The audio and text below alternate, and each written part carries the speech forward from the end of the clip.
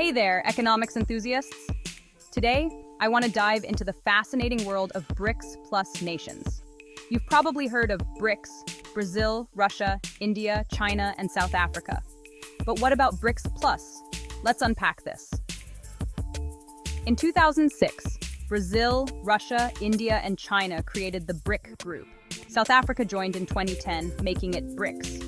The group was designed to bring together the world's most important developing countries, to challenge the political and economic power of the wealthier nations of North America and Western Europe. BRICS Plus is an expansion of the original BRICS group, aimed at including more emerging economies and creating a broader coalition. Think of it as BRICS on steroids. Countries like Indonesia, Mexico, Turkey, and Nigeria are potential candidates. So, what's driving this expansion? The answer lies in the shifting global economic landscape. Together, BRICS nations already account for about 40% of the world's population and roughly 25% of global GDP. By adding more countries, BRICS Plus could tip the scales even further. Imagine a bloc that holds significant sway over global trade, energy resources, and even technological innovation. Now let's talk power dynamics. The traditional powerhouses, like the US and EU, are facing increasing competition. BRICS Plus nations are not just growing economically, they are also investing heavily in infrastructure and technology. China's Belt and Road Initiative is a prime example, aiming to connect Asia with Africa and Europe through massive infrastructure projects. But it's not all smooth sailing. The BRICS Plus countries are incredibly diverse, with different political systems, economic models, and regional interests. Coordination can be tricky. However, this diversity can also be a strength, offering a wide range of resources and perspectives. Gross Domestic Product of the BRICS countries from 2000 to 2029, published by Aaron O'Neill, June 7, 2024. Since the beginning of the 21st century, the BRICS countries have been considered the 5 foremost developing economies in the world. Originally, the term BRIC was used by economists when talking about the emerging economies of Brazil, Russia, India, and China. However, these countries have held annual summits since 2009, and the group has expanded to include South Africa since 2010. China has the largest GDP of the BRICS country at $16.86 trillion in 2021, while the others are all below $3 trillion. Combined, the BRICS bloc has a GDP over $25.85 trillion in 2022, which is slightly more than the United States. BRICS economic development. China has consistently been the largest economy of this bloc, and its rapid growth has seen it become the second largest economy in the world, behind the US. China's growth has also been much faster than the other BRICS countries. For example, when compared with the second largest BRICS economy, its GDP was less than double the size of Brazil's in 2000, but is almost 6 times larger than India's in 2021. Since 2000, the country with the second largest GDP has fluctuated between Brazil, Russia, and India due to a variety of factors, although India has held this position since 2015, when the other two experienced recession, and its growth rate is on track to surpass China's in the coming decade. South Africa has consistently had the smallest economy of the BRICS bloc, and it has just the 3rd largest economy in Africa. Its inclusion in this group is due to the fact that it is the most advanced and stable major economy in Africa, and it holds strategic importance due to the financial potential of the continent in the coming decades.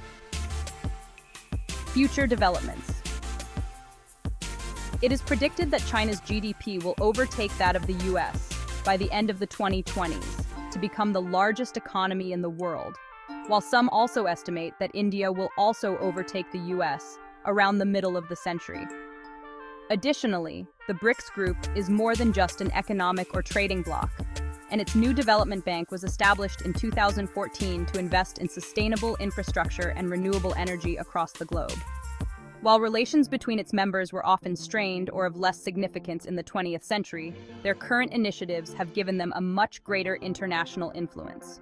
The traditional great powers represented in the Group of 7, G7, have seen their international power wane in recent decades, while BRICS countries have seen theirs grow, especially on a regional level.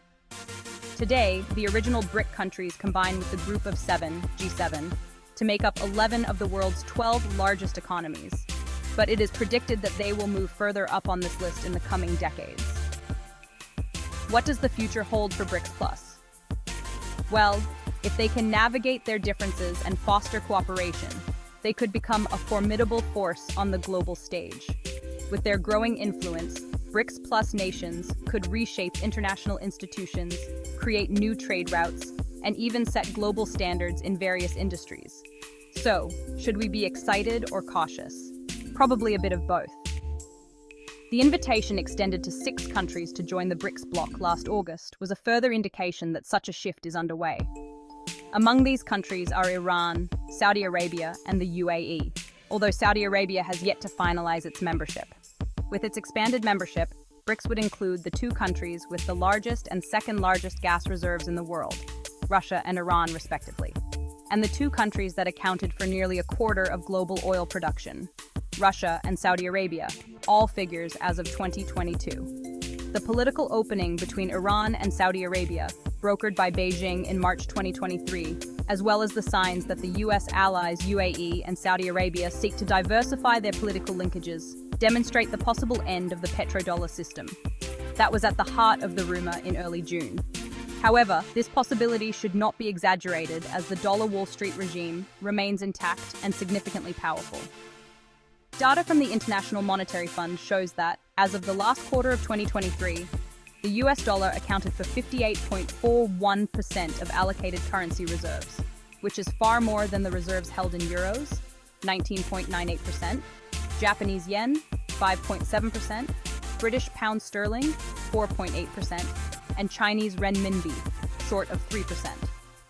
Meanwhile, the US dollar remains the main invoicing currency in global trade, with 40% of international trade transactions in goods invoiced in dollars, despite the fact that the US share of global trade is just 10%. While the dollar remains the key currency, it nonetheless faces challenges around the world, with the share of the US dollar in allocated currency reserves declining gradually but steadily over the last 20 years. 3 factors are driving de-dollarization: the U.S. economy's lack of strength and potential that began with the Third Great Depression in 2008, the aggressive use of illegal sanctions, especially financial sanctions, by the United States and its global North allies against 1/4 of the countries in the world, and the development and strengthening of relations between countries of the global South, especially through platforms such as BRICS. In 2015, BRICS created the New Development Bank, NDB, also known as the BRICS Bank, to navigate a post-dollar Wall Street regime and to produce facilities to further development rather than austerity. The creation of these BRICS institutions and the increased use of local currencies to pay for cross-border trade created an expectation of hastened de-dollarization. At the 2023 BRICS Summit in Johannesburg, Brazil's President Luiz Inácio Lula da Silva repeated the call to increase the use of local currencies and perhaps create a BRICS-denominated currency system. There has been a vibrant debate about de-dollarization amongst those who have worked in the BRICS institutions and in the large countries that are interested in de-dollarization, such as China, about its necessity, prospects, and the difficulties of finding new ways to hold currency reserves and invoice global trade. The most recent issue of the international journal Wenhua Zongheng, a collaboration between Tricontinental, Institute for Social Research, and Dongsheng, is dedicated to this topic. In the introduction to the BRICS and De-Dollarization, Opportunities and Challenges, Volume 2, Issue Number 1, May 2024, Paulo Nogueira Batista Jr., the first Vice President of the NDB, 2015-2017, summarizes his considerable reflections on the importance of moving away from the dollar Wall Street regime and on the political and technical difficulties of such a transition. BRICS, he correctly asserts, is a diverse group of countries with very different political forces in charge of the different states. The political agendas of its members, even with the new mood in the global South, are particularly diverse when it comes to economic theory, with many of the BRICS states remaining committed to neoliberal formulas while others seek new development models. One of the most important points raised by Nogueira is that the United States will in all likelihood use all the many instruments at its disposal to struggle against any attempt to dethrone the dollar from its status as linchpin of the international monetary system. These instruments would include sanctions and diplomatic threats, all of which would dampen the confidence of governments that have weaker political commitments and are not backed by popular movements committed to a new world order. The rise of BRICS Plus represents a significant shift in global power dynamics. It's an opportunity for greater economic collaboration and innovation, but it also means we need to pay attention to how these changes affect global stability and governance. That's it for today. Keep an eye on BRICS Plus. They might just be the game changers of tomorrow. If you enjoyed this video, don't forget to like and subscribe for more insights into the world of economics. See you next time.